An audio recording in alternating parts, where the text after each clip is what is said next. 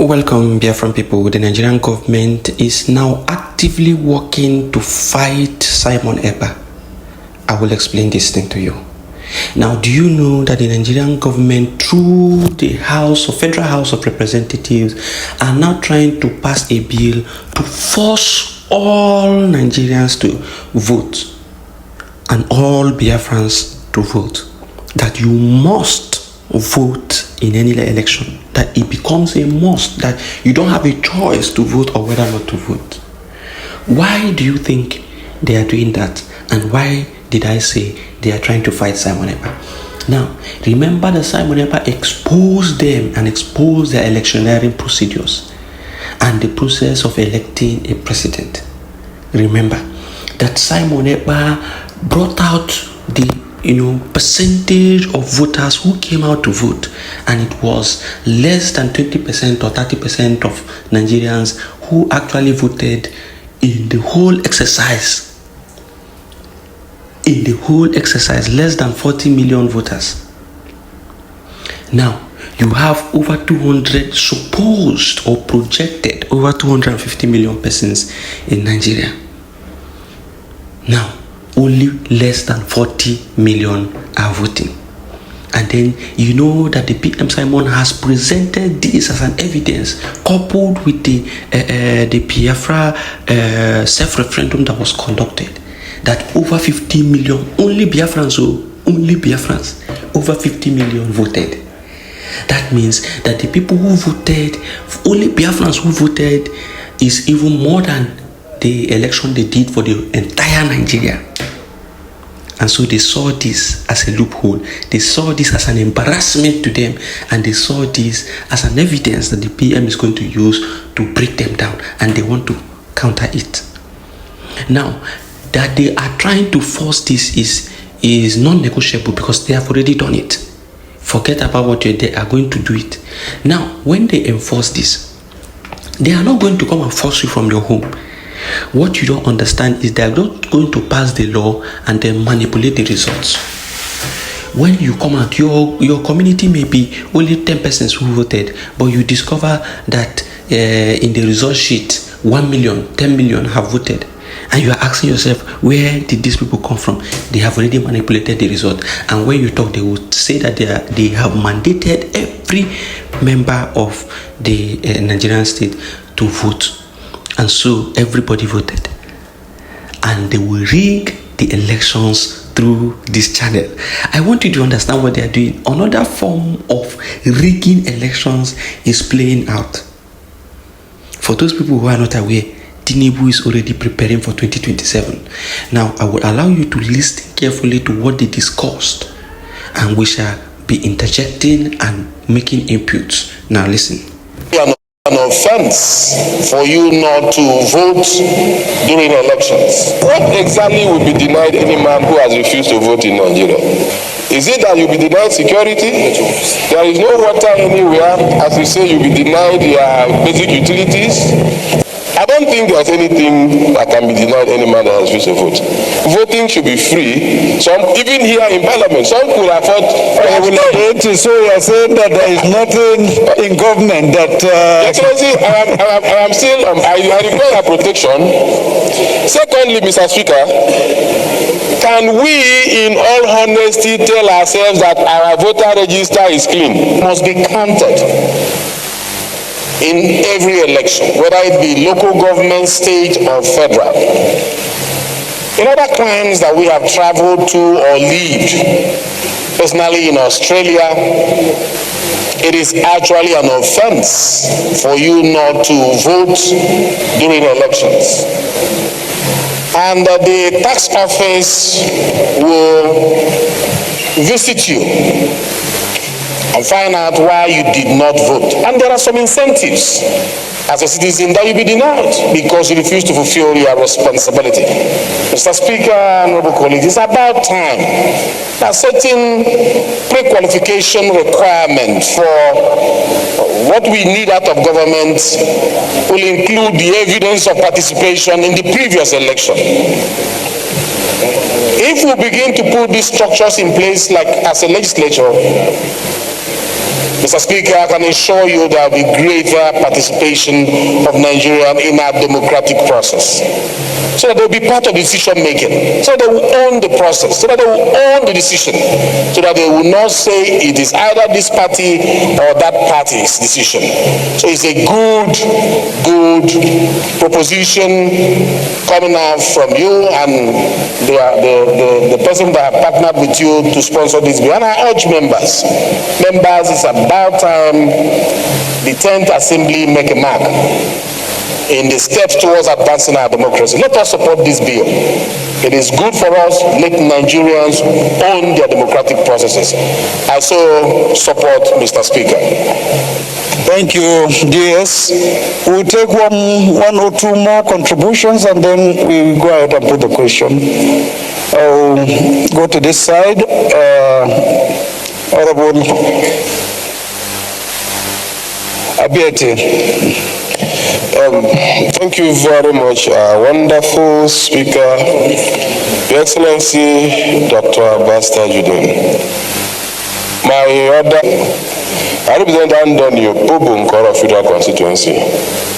I am from Rivers State. Mr. Speaker, yes, I would encourage that every man, every woman of voting age should participate in choosing who should tend to the issues of state. In doing so, there are certain questions that I would have loved us to seek answers to, so that it will be very, very encouraging, very appetizing, very appealing to those who would want to vote. What will be the mode of enforcement? It is not just good enough that we have it in our books that voting is compulsory. How will it be enforced? My big brother, the Deputy Speaker, has mentioned Australia, that certain incentives could be given. What are the incentives in our climes? What are those things that citizens even enjoy? Is it that you'll be denied security? There is no water anywhere. As we say, you'll be denied your basic utilities. What exactly will be denied any man who has refused to vote in Nigeria? I don't think there's anything that can be denied any man that has refused to vote. Voting should be free. Some, even here in Parliament, some could afford. So you are saying that there is nothing in government that. Excellency, I am still. I require protection. Secondly, Mr. Speaker, can we, in all honesty, tell ourselves that our voter register is clean? In some constituencies, you find Mike Tyson, who is not a citizen of that place, still on the register till today. When we talk about 30% of voters, 30% of what? The voter register is not clean in anywhere. There's no constituency that you say this register, yes, there are human beings complete on this. So if we begin to use that as a yardstick to say our participation is low, I think we have questions to answer in that regard. Now, did you listen to this rep member? He is confirming to you that the voter system and voter register and the process of selection or voting for a new, leader in the country is flawed. That the voter system is not clean, meaning that he is trying to let you know that they do rigging of election. They do falsification of election results. That is exactly what they do, and that is what this man is trying to say. That the election system is rigged. That people who are not even alive are on the voter register. They are still there. They are voting. So where is the integrity? Where is the due diligence that is supposed to be done to ensure that this process is clean, free, and fair? Nothing as such. They are all corrupt system, and all these people you are seeing here are beneficiaries of these corrupt practices. There are people who registered in this country and they're in Ghana, they're in the US, they're in Australia, they're in London, who will provide the logistics for them to come? If you say it is compulsory, probably you will deny them a renewal of their passports. So how would they get to my village? How would they get to Orokoto to come and vote? Who provides the logistics, Mr. Speaker? Thank you, Honorable Abete. These are some of the questions that I think and believe we ought to answer. I appreciate your questions and they are all valid and Thank you very much, Your Excellency. Thank you, sir. But you know, as UP lawyers used to say, there is no law without exemption. There is no any law provision that will not have some exemptions, where people who are sick, who are indisposed, who are away, who have some other difficulties that cannot be exonerated from that. I think it is, but for you to say that there are no incentives in Nigeria compared to other countries like Australia, that there is nothing that a citizen of the country can be encouraged, well, that is the whole essence of you and I. It's a question. Trying to make this country better. We are answering the question gradually, sir. Trying to make this country better, and I believe. Excellency, as we progress, we are answering the questions. Where there is no water, we make efforts to make water available. Where there is no light, we make efforts to make light available. Where there is no security, we also try to make security available. Thank you, Honorable Kalu. Go ahead. Thank you again, Mr. Speaker. I remain Benjamin Nokizeka from Bende Federal Constituency. Mr. Speaker, I'm from Bende in Abia State.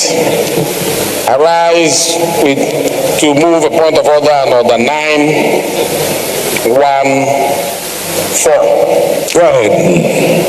With your permission, I wish to read. Go ahead. Now, this person is Benjamin Kalu from Abia State. Listen to him and hear what he has to say. This is how they continue to use our people as saboteurs to progress. The previous man has complained on things that are not right, things that need to be changed to encourage the people to come into vote. But they are not interested. They are interested in their own personal gains. Listen to what this man will say. This is how they continue to use our people as bait, use our people as saboteurs to bring down everything that needs to be done to make things right. Listen to him. The member must confine under rules of debate. Member must confine his contributions to the subject matter under discussion. I may not introduce any matter irrelevant thereto. Mr. Speaker, what we are discussing is whether or not it should be mandatory for citizens to participate in an election. It's not whether the country is doing well or the country is not doing well. When it is time for debate on the budget or economic policies of the country, we can go into all that. We are talking now with regards to our electoral laws. Is it good for every Nigerian to show patriotism, that spirit of nationalism, participate in what is going on in your country, not just criticizing? And if you don't participate, how do you correct all those issues that my brother and friend just listed? It is by participating and engaging those people who you think has what it takes to begin to fulfill those national responsibilities, Mr. Speaker, that will be done. It is an injustice to this nation, very unpatriotic, for every citizen who bears our passport, who answers a Nigerian, not to participate in the electioneering process of this country, which is a process of advancing our democracy. There is no other argument that will suffocate that. It's a good bill, Mr. Speaker, and I think this point of order should be sustained so that we can vote. Thank you.